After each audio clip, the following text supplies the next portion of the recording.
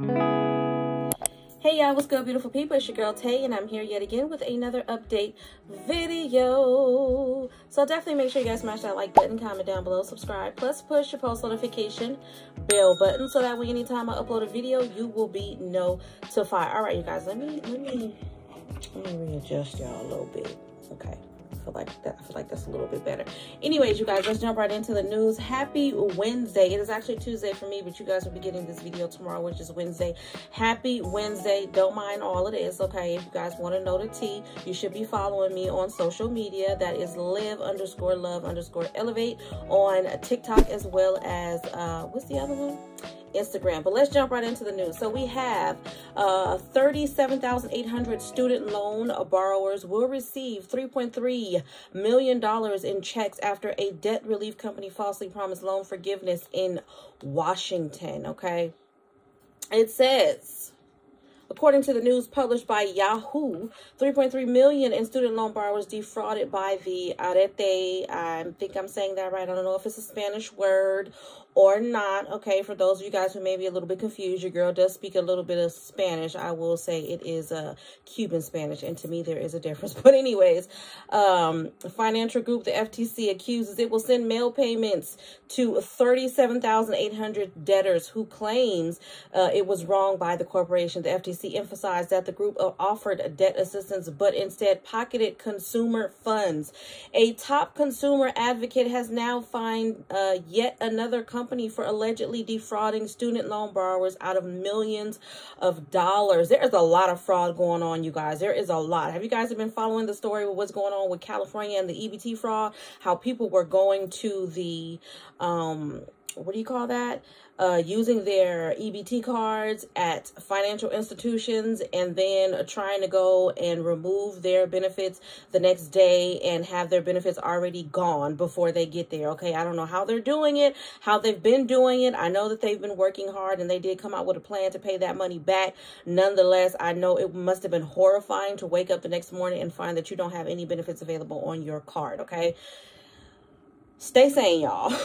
The Federal Trade Commission revealed this week that it is distributing compensation a total of more than $3.3 million and to 37,800 student loan borrowers who made a payment to debt relief company P-EBT Financial Group, according to the FTC press release.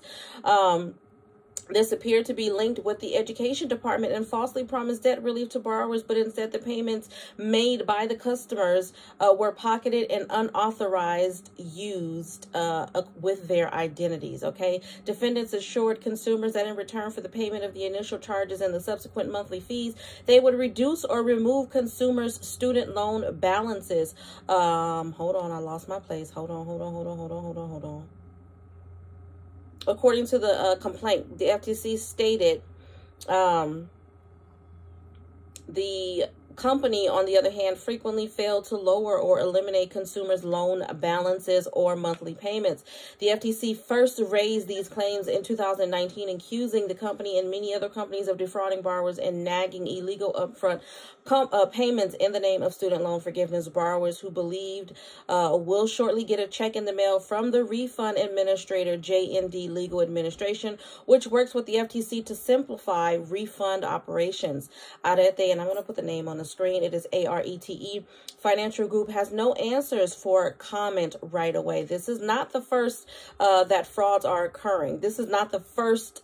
Yeah, I said that right. Spell check, people, please. This is not the first that frauds are occurring. In recent years, the FTC has issued refunds to borrowers following a variety of different scams. For example, in May, the monitoring group announced that it had stopped 2 student loan debt relief schemes that it claimed cheated borrowers out of $12 million by making fake documents as proof of claim about relief that did not exist. The FTC issued checks to another 23,000 customers in December after 5 companies have been accused of fraudulently acquiring debt relief expenses and exaggerating interest rates. Y'all know I'm going to drop the link for this article down below. I'm going to start doing that so that you guys have access to the information yourself.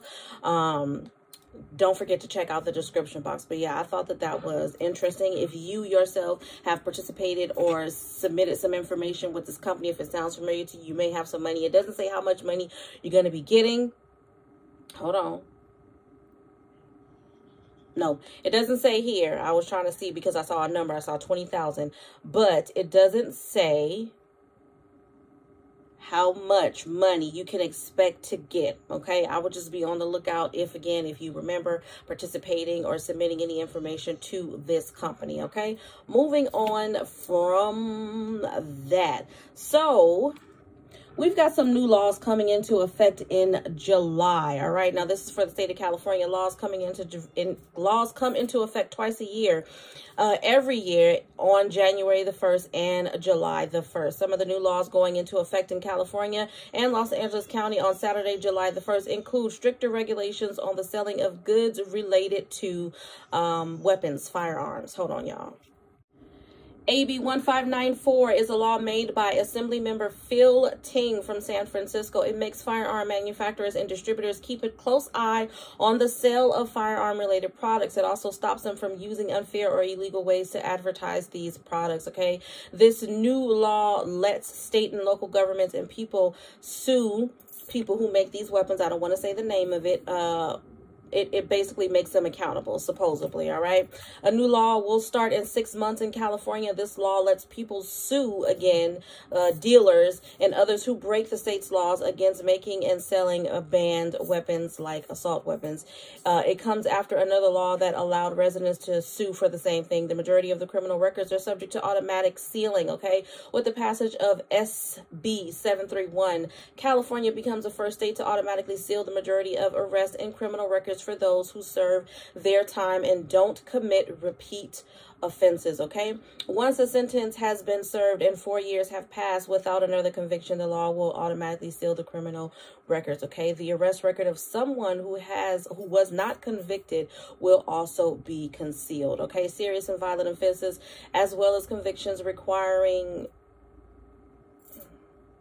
SEX offender registration, will not automatically qualify for sealing of criminal records. Background checks for education, law enforcement, or public office positions will still reveal criminal histories. The provision of housing in commercial areas, transit corridors, and employment opportunities. Numerous housing and homelessness-related laws were signed into law by Governor Gavin Newsom in 2022, but state officials singled out AB 2011 and SB 6 as being critical. The two pieces of legislation will aid with the construction of new low and middle income housing or underutilized commercial property zoned for retail, parking, or office space, as well as homes close to current transit or where future transit projects will be developed, according to Newsom's office, okay?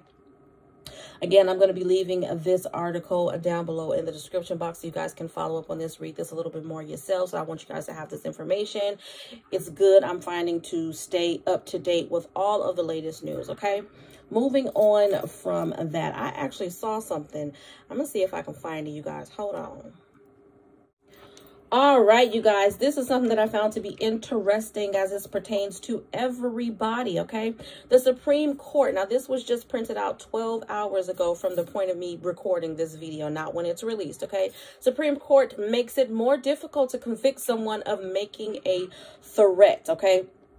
The Supreme Court ruled today, Tuesday, you guys will be getting this on Wednesday, okay? Today, when I'm recording this, to make it more difficult to convict a person of making a violent threat, okay? The case could make it harder for prosecutors to convict certain people who threaten elected officials, including the president. What y'all think about that? The High Court ruled in a case that involves a man who was sentenced to more than 4 years in prison in Colorado for sending threatening Facebook messages. The man's lawyers had argued that he suffers from a mental illness and never intended his messages to be threatening. That is always, like, everybody is going to go to court and plead insanity if they feel that they can get away with it. That's just my personal opinion. Most of those people are not half as insane as they claim to be, and that's just the reality. Officials said that violent threats against public officials have increased in recent years. I wonder why. I am not inciting or saying that it is okay, but hey, violence just as a whole against everybody, not just politicians, has increased. I am definitely seeing an uptick in violence against women and children, okay? I think that that is something that needs to be looked at, but, you know, that's just my opinion. The internet and social media generally have expanded the number and kind of threats, including online harassment, intimidation, and stalking. The question for the court was whether prosecutors must show that a person person being prosecuted for making a threat knew their behavior was threatening, or whether prosecutors just have to prove that a reasonable person would see it as threatening. Justice Elena Kagan wrote for a majority of the court that prosecutors have to show that the defendant had some subjective understanding of the threatening nature of his statements. I was going to say, for me personally, if I had to choose between the two, I would rather it be the understanding of the person who's making the threats, that they understood beforehand that what they were saying was in fact threatening, because I feel like going with the second option, I'm sorry, and I hate to bring, you know, race into this, but the reality is that everybody now can cry wolf and say that they had a reason and said that they felt intimidated, and nothing in actual reality was going on. Okay, that stands to be the excuse as it pertains to a lot of police brutality and a lot of other racially influenced violent occurrences in the world. Okay, hopefully you guys can read between the lines. You understand what I am saying. But like I said, oh, speaking of that, there's a situation I wanted to talk to you guys about. And of course, I'm going to put a small video on the screen for you guys about that pandemic EBT, but give me a minute, y'all. Just bear with me. So there was a story that I came across, and I know it's been a minute. I don't know exactly how long that it's been, but there was a woman, African-American woman. I don't remember the state that she lived in, but African-American woman who was unalived, and I believe one of her children was hurt as well. I think her child was unalived as well. The short version of the story that I'm trying to remember off the top of my head, I remember looking at some news clips about it, but basically these children, African-American children, were outside, they were playing. Yeah, I know you guys are probably wondering why I'm mentioning that, because it's significant. And I told you guys before, I'm going to talk about this on my platform because it is something that personally affects me. Okay, I'm an African-American woman. Okay, so I'm not going to sit here and close my eyes or allow anybody else who may be intimidated or feel some type of way about what I'm talking about. Honey, click off right now if you don't want to hear what I got to say, because I'm gonna say it. All right, but yeah, there was some children that were playing outside, and I believe that something happened. I don't remember the specifics about what happened. Whatever it was, to me, it wasn't significant enough for the aggressor in this situation to have taken the lives of these two people. Okay, all I know is the kids were playing outside. I believe that this woman, it was a Caucasian woman, came outside, said something to the children that was inappropriate or offensive, and of course the child doing what they're supposed to do, they went and told their mother. Of course, the mother, any mother, I know if it was me, I'm going to go and protect my children. If I feel like you've said something that's offensive, or, you know, if there's something that we got to sort out, I'm definitely going to be coming to you about it. You know what I mean, in a mature way, not coming banging on your door acting like I don't have any sense. And I don't think that that's what that was. According to witnesses and other people that were around, she did not go to the door in a aggressive manner. She went there simply, hey, what's going on? I'm here. Did you say this to my kid? And without even trying to have a conversation, there were shots fired, and unfortunately she lost her life. And again, I believe that her child lost her life too. And that's what I mean by a person, she tried to say that she felt intimidated, but you're behind a door.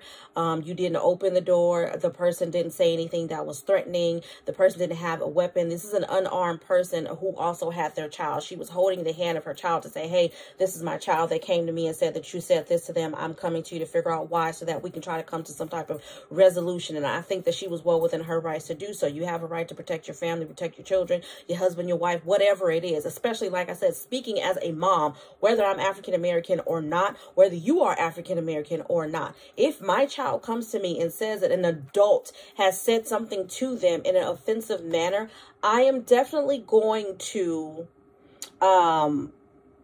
take matters, so to speak, into my own hands. And I feel like when you go and you try to confront someone, whether you're doing it in a peaceful manner, okay, or not, if a person already has their own tainted perception of you as a culture, you as a person, there's nothing that you're going to say that's going to sway them. And I believe that that was the I believe that that's literally what it was in this situation. Okay, she obviously had her own ideas about African-American people, and she saw it as an opportunity to do something about it. Again, I have been seeing a huge uptick in the amount of violence that has been going on against people of color. Okay, so I'm going to end off with that. Again, I'm going to let you guys know about pandemic EBT for the summertime as well as for the school year. There should be a video now playing on the screen, giving you guys the list current as of today. Again, you guys are watching this video on Wednesday, June the 28th, pandemic EBT for 2022-2023 school year, as well as P-EBT for the summertime. Let me know down in the comment section if any of you guys, doesn't matter what state you are in, have you received any benefits for pandemic EBT, and was it for the summertime or was it for the school year? I am dying to know. Okay, I know that pretty much a lot of the states that I read off to you guys in a previous video was going to be June, July, and August. Again, everybody is expected to have all of their benefits paid out by September the 30th of 2023. Unfortunately, we are just nearing the end of June, so they've still got some time. I am hoping and praying that it is sooner rather than later, because I know everybody needs the assistance. All right, y'all. As always, I hope this information was in some way helpful or useful to you guys in at least a little bit. Do me a favor, if you haven't already, don't forget to smash that like button, because it really does help to let YouTube know that you like what I'm doing and you want me to stick around. Let's drop some blue hearts down below for obvious reasons. Y'all know that's just my color, or just simply a hey, tay, or the color, the word blue. Okay, I will definitely comment back. Again, if you have not already, don't forget to check out the description boxes. I will have the links to these. Don't forget to check out the description boxes. I will have the links to these articles down below, just in case you guys want to read a little bit more on what I brought to you guys today. As always, don't forget to check out my social media platforms if you're not already following me on TikTok and Instagram. That is at live_love_elevate. And as always, on that note, I'm going to say, remember to live, love, elevate, and I will definitely see you guys in the next video.